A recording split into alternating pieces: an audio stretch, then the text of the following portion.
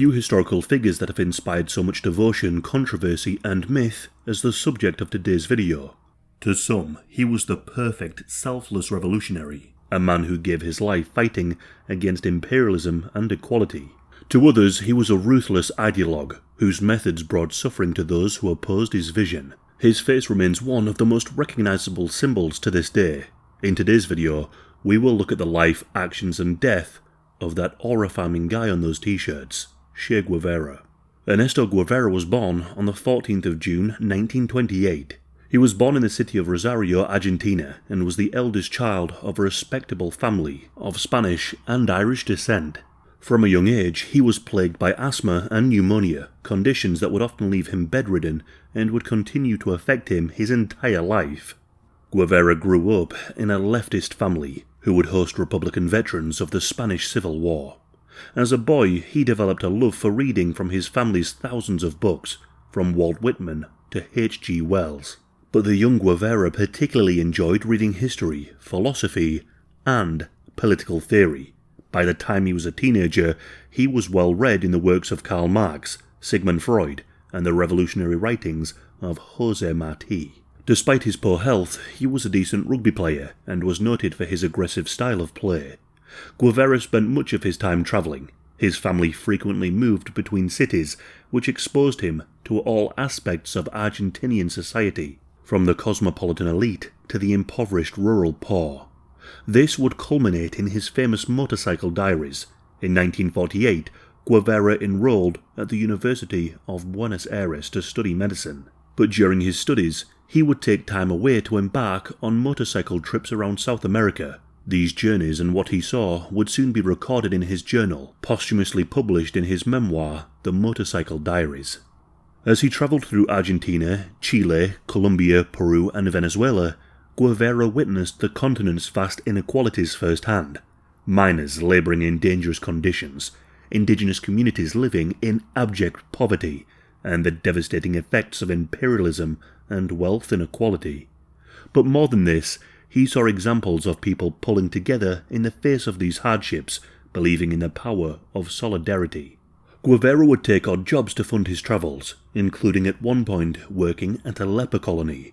These people with leprosy confirmed to Guevara that those with nothing could come together and form the strongest of bonds in the face of great adversity. Guevara returned to Argentina and completed his medical degree in 1953. However, he soon had a change of heart. He began to believe that curing people on an individual basis would not address the root causes. He now believed that his calling in life was to deal with the societal systems of capitalism and exploitation. After graduating, Guevara chose not to settle down and practice medicine, instead travelling through Latin America, looking for a way to fight the injustices that he had witnessed. He started in Bolivia and then Peru, but he failed to galvanize the population into fully revolutionary attitudes. He continued to Guatemala, which had just gone through its own democratic revolution. Guatemala's new president was in the process of enacting land reforms designed to redistribute farmland withheld by powerful corporations like the American United Fruit Company to poor farmers. Guevara integrated himself with members of the new government, but also with other Latin American revolutionaries and exiled Cuban communists linked to Fidel Castro. But then, in 1954, the United States launched a CIA-backed military coup and overthrew the Guatemalan government. Guevara joined a communist militia, but soon had to take refuge in the Argentine embassy to avoid arrest. The event would soon confirm to Guevara that the biggest obstacle facing the world were both capitalism and the United States of America. He delved into reading Marxist and Leninist literature, believing that only through armed struggle could the lives of the downtrodden of Latin America be improved. After seeing firsthand how American intervention had crushed democratic movements, Guevara fled to Mexico City, disillusioned but more radicalized. For a time, he did work as a doctor, seeing and treating some of the city's poorest residents. But he also reconnected with Cuban exiles, eventually meeting Fidel Castro in 1955. Guevara fell in with Castro's cause, believing that it was just the revolutionary movement that he had been searching for. He initially joined the Cubans as a doctor, but he soon elevated to a leadership role. He trained with Castro's forces and reinforced his belief that armed struggle was the only way to achieve meaningful change.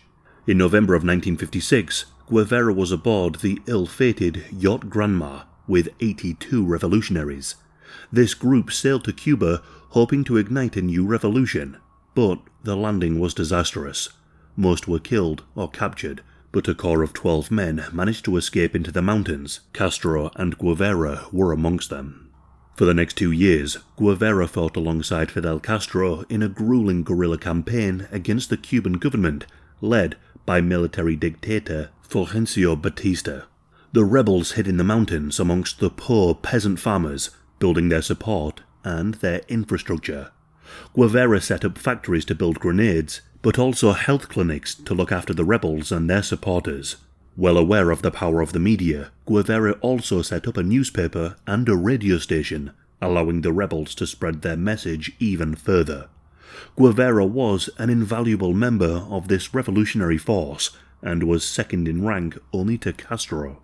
He soon earned a reputation as both a capable and ruthless military leader. Guevara would personally oversee the execution of suspected traitors, defectors, and informants, believing that such measures were necessary for the revolution to succeed. So too did Guevara oversee the execution of peasants who supported Batista. By late 1958, Batista's regime was collapsing. Castro's rebels had secured large areas of Cuba under their control, and had won a great number of victories against Batista's forces. On the 20th of December 1958, Guevara led a decisive attack on the city of Santa Clara. With only 340 men, Guevara's forces were able to defeat almost 4,000 government troops, even capturing an armoured train containing a great amount of weaponry, ammunition, and provisions. Thousands of government troops surrendered, fed up with the civil war, and the battle would soon be seen as a turning point in the conflict. On the 1st of January 1959, Batista fled Cuba, taking with him a fortune of $300 million, allowing Guevara and his forces to capture the capital of Havana the very next day. Castro arrived 6 days later and took control of Cuba, beginning communist rule over the country. Guevara's first role in this new regime was at La Cabana, an 18th century fortress turned prison where he presided over revolutionary tribunals of war criminals. For 5 months he oversaw the trials of thousands of people. Many were sentenced for their roles in the previous regime, either to prison or they were executed. Former government officials, police and army personnel who had served Batista were rounded up and detained to await their trial. Loyalists to the Batista regime were purged from the army and the government. During this time, Guevara oversaw the execution of 176 people, taking part in the firing squads or carrying out the executions personally. In this new revolutionary government, Guevara continued being one of Castro's most trusted figures. He took on multiple roles, including head of the National Bank of Cuba, Minister of Industries, and a diplomat. Being one of the few well-educated members of the new government, Guevara threw himself into transitioning Cuba into a socialist state. His experiences as a guerrilla fighter, setting up clinics, factories and schools, would prove to be insufficient. He sought to centralize the economy, with people running the industries beholden to centralized government planners. Bureaucratic bottlenecks and a lack of incentive for efficiency and good performance meant output and quality dropped. Soon, Cuba was in economic decline when the United States of America barred trade to the country in 1961. Guevara's industrial reforms and collectivized farms yielded little, and the country resorted to rationing food. All of this led to Guevara playing a leading role in forging closer ties with the Soviet Union, securing economic and military support. In the end, the Cuban economy became dependent on the Soviet Union, trading its main crop of sugar for oil and manufactured goods. This relationship would culminate in the plan to bring Soviet nuclear missiles to Cuba, in what would become known as the Cuban Missile Crisis. Essentially, the Cuban Missile Crisis occurred in October of 1962. It was a tense 13-day standoff between the United States and the Soviet Union. This was triggered when the US discovered Soviet nuclear missiles being placed in Cuba. just 90 miles from its coast. The crisis ended peacefully, and the Soviets agreed to remove the missiles from Cuba, and the US secretly agreed to remove some missiles it had in Turkey, and also promised not to invade Cuba. Ultimately, nuclear war was averted, and the missiles were never handed over to the Cubans. However, Guevara ranted to British journalist Sam Russell that it was a great shame the missiles had not arrived, and that they would have certainly fired them off. Guevara's hardline Marxist views would end up clashing with the more pragmatic policies of Castro. Despite the economic issues his policies had caused, he continued to advocate for rapid industrialization and strict central planning, often at the expense of Cuba's fragile economy. Guevara still took time to embark on worldwide tours, speaking his revolutionary message. He would take part in interviews with international journalists, and deliver speeches to those he thought would engage in anti-capitalist revolution. He spoke of starting multiple Vietnam Wars, conflicts that would weaken American and Western imperialism, and also encourage popular, violent revolt. He visited the People's Republic of China, North Korea, Algeria, Ghana, Guinea, Mali, and Tanzania. By the mid-1960s, Guevara grew restless in Cuba. He believed Cuba's revolution was only the beginning. To truly defeat imperialism, he believed that similar uprisings needed to ignite across Latin America, Africa, and Asia. He decried both the US and the Soviet Union as imperialists, using developing countries as pawns in the Cold War, regardless of human cost.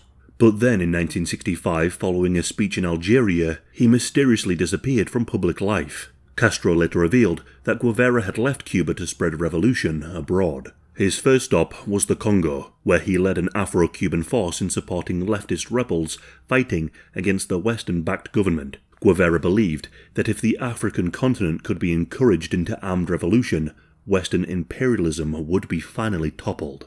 He stayed there for 7 months, but was hampered by the CIA, who were well aware of his actions and keen to prevent any armed revolutions he might inspire.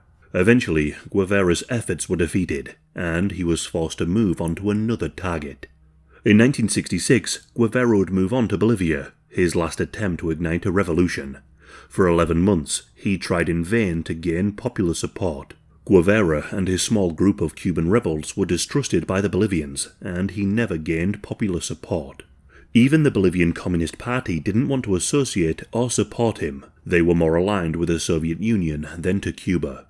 And before too long, everything began to fall apart. Guevara's forces were split into different groups, but they were each hunted down, one by CIA-trained Bolivian government forces. In his diary, Guevara would write down how he knew he had little chance of surviving Bolivia. His asthma had become chronic, and his notoriety painted a very large target on his head. He wrote that he would either succeed or he would die. On the 8th of October 1967, Guevara's band of rebels were ambushed near the village of La Higuera. An informant had divulged the location of Guevara's camp, and a force of 200 soldiers were dispatched. Newly trained Bolivian rangers ambushed the group with mortar and machine gun fire.